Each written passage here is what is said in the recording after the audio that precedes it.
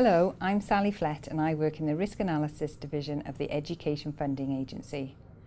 My division develops the financial framework for the academy sector, and we thought it might be useful to do a short presentation on the role of the accounting officer in the context of academy trusts. To facilitate this, I would like to introduce Gareth Dawkins, the Executive Principal from Bradford Academy Trust, who's kindly agreed to provide his thoughts and experiences of some of the challenges principals may face in discharging this role. Gareth, would you like to tell the audience a little bit about yourself and your background? Certainly will. My name's Gareth and I'm the Executive Principal at Bradford Academy and also at the University Academy Keighley. I have the privilege also to be a member of the Education Funding Agency advisory body and in other areas of the development of accountancy and assurance in the department, so a little bit of insight in the development of policy. Thank you. So lots of interesting roles then that you play, as well as being a principal. I think first of all it might be useful just for the audience to consider why we ask Academy Trust to appoint an accounting officer, and the simple answer might be that it's because the Academy's financial handbook says you should, but effectively Academy Trusts are public sector bodies, and that means that HM Treasury requires an accounting officer to be appointed to have oversight and personal responsibility for financial matters in the trust, and usually it's expected that the sort of most senior employee of the trust is the accounting officer. I wonder if you could sort of tell us about when you first became had a good understanding of the role of an accounting officer and how that fits in with your role as a principal.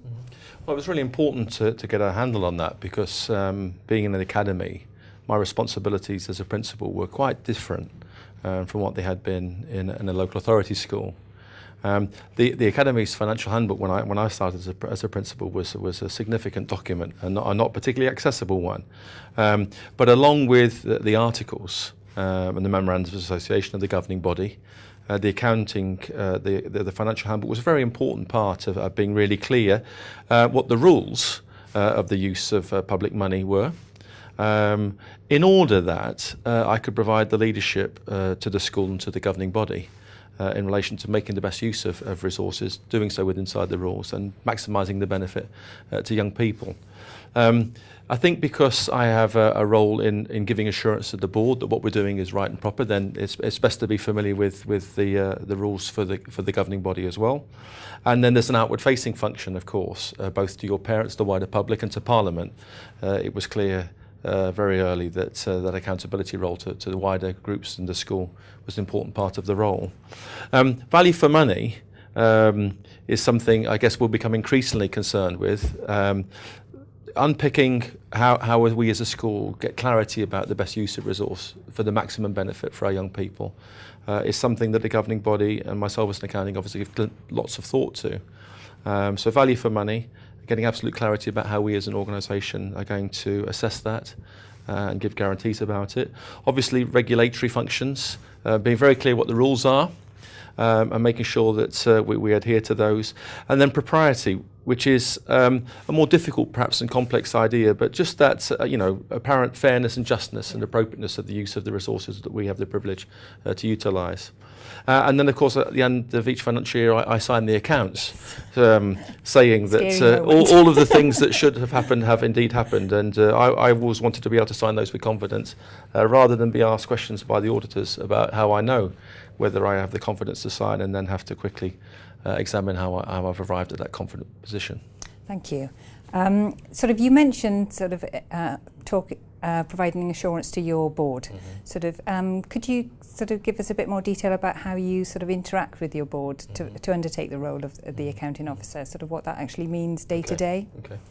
Well, obviously, on behalf of the board, we have a structure, and our finance committee is full of colleagues who are both supportive and challenging, who understand the role of and function of finance in enabling the school to achieve its objectives. My finance committee at my school has got some very expert colleagues on it. One of the beauties of academisation is that we had on our finance committee colleagues who come from the commercial sector. There were social entrepreneurs, people in public service, a very well informed group who were keen to make sure that we got optimal use of the resources we have. So formally, the governing governing body meetings, particularly the finance committee, the relationship between the finance committee and the governing body, getting the business cycle of the Academy's business set out across the year, so that important aspects of the decisions that had to be made and the plans that were made, that was set out in advance of the school year. So regular meetings with governors, good conversations with members of committees, clarity about my relationship with the chair, and then of course the audit function. Now when I started, we had a responsible officer. We were privileged to have a particularly capable responsible officer, and that brought some challenges to me as AO, because the main decisions about the deployment of the responsible officer were mine at the time. And being clear that that was both a financial function and also other aspects of academy performance, and being clear how I would make best use of the responsible officer. And as that's evolved into an audit function, being really clear within the Academy Trust what the function of audit is going to be, how that relates to internal checks and balances throughout the year, and how it would connect to the issues identified with an external audit. I always like to go into external audit feeling that their assessments of suitability are going to give me issues which I already anticipated and I'm aware of, and most of them are going to be green or amber and nothing worse. So I like to go into external audit with confidence, but of course it's nice to have the validation that external audit brings, where someone sits down at the end of the conversations and says, there are no major issues, and where there are helpful hints about process or policy, they're not of a too serious nature. That's great. Thank you very much. That's really, really interesting. You've been an accounting officer for some time now, and a lot of the work you do is probably interacting with other accounting officers. Do you feel that there is a gap in knowledge or perceptions about the role and responsibilities of the accounting officer, and how you discharge that? Is that something that is apparent in the sector? Well, I have the privilege to talk to quite a few chief financial officers in academies, and on behalf of the IAA to kind of lead the dialogue between academy principals and chief financial officers. And I think it would be true to say that in the system there's a desire from articulate and capable financial officers that the relationship between themselves and the accounting officer be a closer one and a more strategic one. So that your chief financial officer plays a strategic role in advancing the core interests of the school, their function not being solely financial, and closing the gap or the extent to which there's separation. So certainly chief financial officers are very keen across the system to establish more meaningful strategic relationships between themselves and academy accounting officers. I think that there has been a tendency in accounting officers to perhaps presume that some of the functions and responsibilities which are theirs sit with their chief financial officer. Yes, we hear that.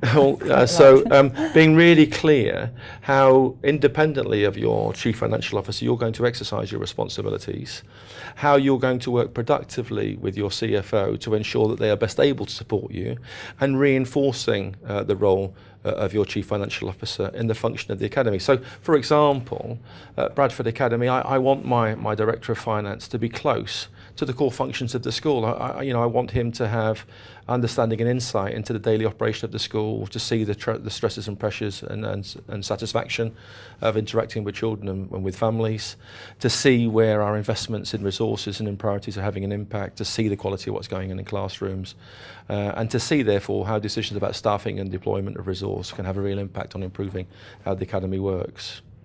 Yeah, no, that's really interesting. I was going to ask you about your relationship with the chief financial officer, but I think you've covered that quite clearly there. So, just moving on to explore the accountability aspect, really, in terms of the role of the accounting officer. You mentioned that at the beginning, but you're obviously aware earlier in the year, of the Public Accounts Committee and an accounting officer for an academy being called in front of the Public Accounts Committee. I'd be interested to know, how does this worry you, or how does it make you feel, and do you think it'll be something that we'll see more of going forward? I think that we should feel comfortable and confident that there is a level of accountability to the public and wider public through Parliament about our resources and their use. There are, of course, some challenging examples where things perhaps have not been quite as they should be.